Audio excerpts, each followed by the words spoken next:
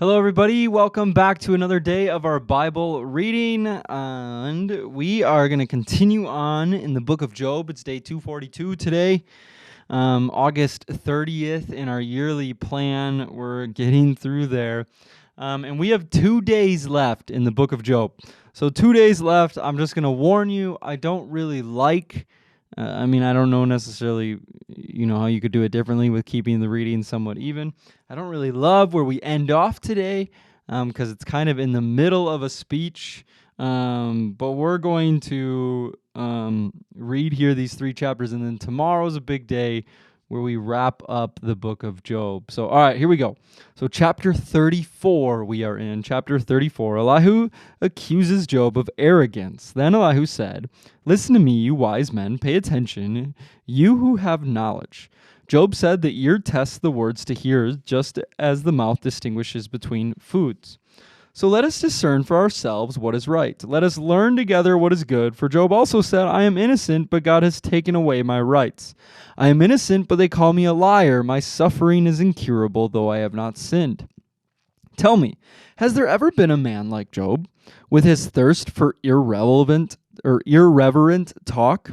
He chooses evil people as companions. He spends his time with wicked men. He has even said, why waste time trying to please God? Listen to me, you who have understanding. Everyone knows that God doesn't sin. The Almighty can do no wrong. He repays people according to their deeds. He treats people as they deserve. Truly, God will not do wrong. The Almighty will not twist justice. Did someone else put the world in his care? Who set the whole world in place? If God were to take back his spirit and withdraw his breath, all life would cease, and humanity would turn again to dust. Now listen to me, if you are wise, pay attention to what I have to say. Could God govern if he hated justice? Are you going to condemn the Almighty Judge? For he says to kings, you are wicked, and to nobles, you are unjust. He doesn't care how great a person may be, and he pays no more attention to the rich than to the poor. He made them all, and in a moment they die. In the middle of the night they pass away. The mighty are removed without human hand. For God watches how people live, and he sees everything that they do. No darkness is thick enough to hide the wicked from his eyes. We don't set the time when we will come before God in judgment. He brings the mighty to ruin without asking anyone, and he sets up others in their place. And he knows what they do, and in the night he overturns and destroys them. He strikes them down because they are wicked, doing it openly for all to see. For they turned away from following him. They have no respect for any of his ways. They cause the poor to cry out, catching God's attention. He hears the cries of the needy. But if he chooses to remain quiet, who can criticize him? When he hides his face, no one can find him, whether an individual or a nation. He prevents the godless from ruling, so they cannot be a snare to the people. Why don't people say to God, I have sinned, but I will sin no more? Or I don't know what evil I have done. Tell me, if I have done wrong, I will stop at once. Must God tailor his justice to your demands? But you have rejected him. The choice is yours, not mine. Go ahead, share your wisdom with us. After all, bright people will tell me, and wise people will hear me say. Job speaks out of ignorance. His words lack insight. Job, you deserve the maximum penalty for the wicked way you have talked. For you have added rebellion to your sin. You show no respect, and you speak many angry words against God. Chapter 35, Elihu reminds Job of God's justice. Then Elihu said, do you think it is right for you to claim I am a righteous before God? For you also ask, what's in it for me? What's the use of living a righteous life? I will answer you and all your friends too. Look up into the sky and see the clouds high above. If you sin, how does that affect God? Even if you sin again and again, what effect will it have on him? If you are good, is this some great gift to him? What could you possibly give him? No, your sins affect only people like yourselves, and your good deeds also affect only humans. People cry out when they are oppressed, and they groan beneath the power of the mighty. But they don't ask, where is God, my creator? The one who gives songs in the night? Where is the one who makes us smarter than the animals and wiser than the birds of the sky? And when they cry out, God does not answer because of their pride. But it is wrong to say that God doesn't listen, to say the Almighty isn't concerned. You say you can't see him, but he will bring justice if you only will wait. You say he does not respond to sinners with anger and is not greatly concerned about the wickedness. But you are talking nonsense, Job. You have spoken like a fool. Chapter 36. Elihu continued speaking. Let me go on, and I will show you the truth. For I have not finished defending God. I will present profound arguments for the righteousness of my Creator. I am telling you nothing but the truth, for I am a man of great knowledge. God is mighty, but he does not despise anyone. He is mighty in both power and understanding. He does not let the wicked live, but gives justice to the afflicted. He never takes his eyes off the innocent, but he sets them on thrones with kings and exalts them forever.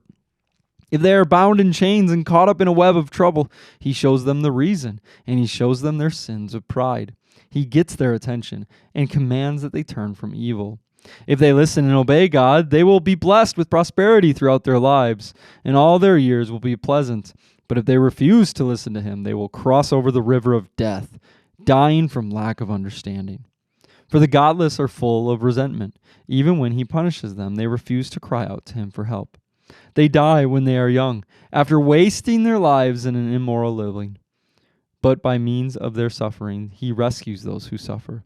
For he gets their attention through adversity. God is leading you away from danger, Job, to a place free from distress. He is setting your table with the best food, but you are obsessed with whether the godless will be judged. Don't worry, judgment and justice will be upheld, but watch out or you may be seduced by wealth. Don't let yourself be bribed into sin. Could all your wealth or all your mighty efforts keep you from distress? Do not long for the cover of night, for that is when people will be destroyed. Be on guard, turn back from evil, for God sent this suffering to keep you from a life of evil. Elihu reminds Job of God's power. Look, God is all powerful. Who is a teacher like him? No one can tell him what to do or say to him, you have done wrong. Instead, glorify his mighty works, singing songs of praise.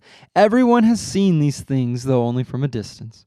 Look, God is greater than we can understand. His years cannot be counted, and he draws up the water vapor and then distills it into rain. The rain pours down from the clouds, and everyone benefits. Who can understand the spreading of the clouds and the thunder that rolls forth from heaven? See how he spreads the lightning around him, and how it lights up the depths of the sea. By these mighty acts, he nourishes the people, giving them food in abundance. He fills his hands with lightning bolts and hurls each at its target. The thunder announces his presence. The storm announces his indignant anger. All right, we'll pause there, and Elihu will keep going tomorrow. As we start that next part, which I wish we could keep reading. I guess as I look ahead, we will have 2 days left in Job. So two more days of Job. So that's exciting to look forward to and to see the conclusion of what we've been working for about 10 days now. All right, so then we fast forward to 2 Corinthians. We're in chapter 4 today. 2 Corinthians 4, 1 through 12 is what we're reading today.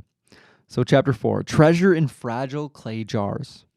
Therefore, since God in his mercy has given us this new way, we never give up. We reject all shameful deeds and underhand methods. We don't try to trick anyone or distort the word of God. We tell the truth before God, and all who are honest know this. If the good news we preach is hidden behind a veil, it is hidden only from people who are perishing. Satan, who is the god of this world, has blinded the minds of those who don't believe, and they are unable to see the glorious light of the good news. They don't understand this message about the glory of Christ, who is the exact likeness of God. You see, we don't go around preaching about ourselves. We preach that Jesus Christ is Lord, and we ourselves are your servants for Jesus' sake. For God, who said, "Let there be light in the darkness," has made this light shine in our hearts so that we could know the glory of God, and that is seen in the face of Jesus Christ.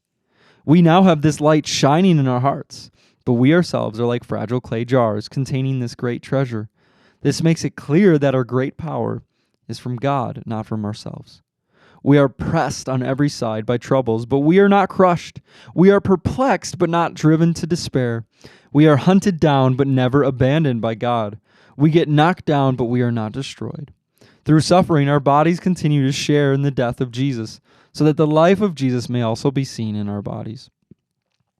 Yes, we live under constant danger of death because we serve Jesus, so that the life of Jesus will be evident in our dying bodies. So we live in the face of death, but this has resulted in eternal life for you. Amen. All right. Psalm 44 today. Psalm 44, verses 1 through 8, we're looking at. So Psalm 44, for the choir director, a psalm of the descendants of Korah. O God, we have heard it with our own ears. Our ancestors have told us of all you did in their day, in days long ago. You drove out the pagan nations by your power, and you gave all the land to our ancestors. You crushed their enemies and set our ancestors free. They did not conquer the land with swords. It was not their own strength, their own strong arm that gave them victory. It was your right hand and strong arm and the blinding light from your face that helped them, for you loved them.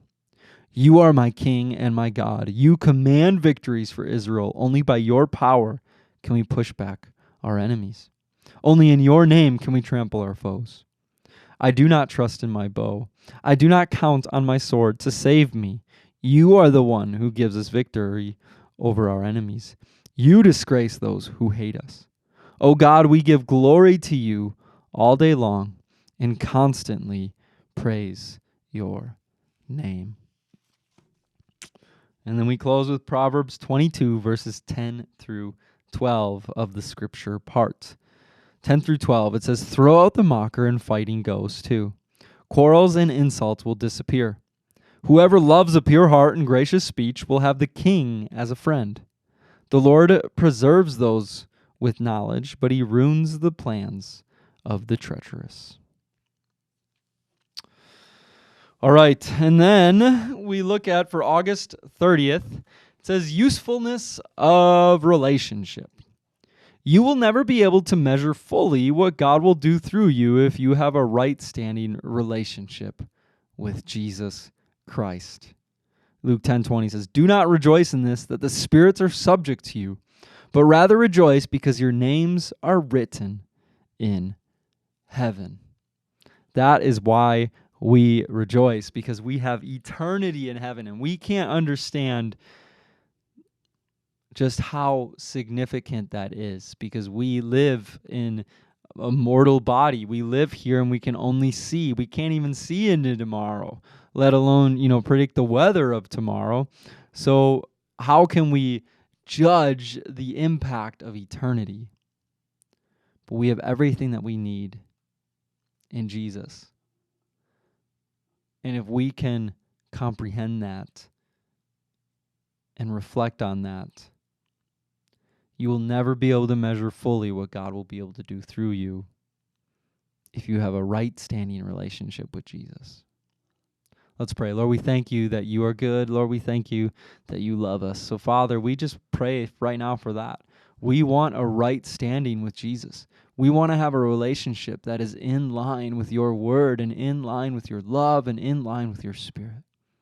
So, Lord, work in our lives, humble ourselves, just as Elihu was saying to Job, talking about the pride and the blindness. Lord, humble us to our own pride. Show us where we are blind.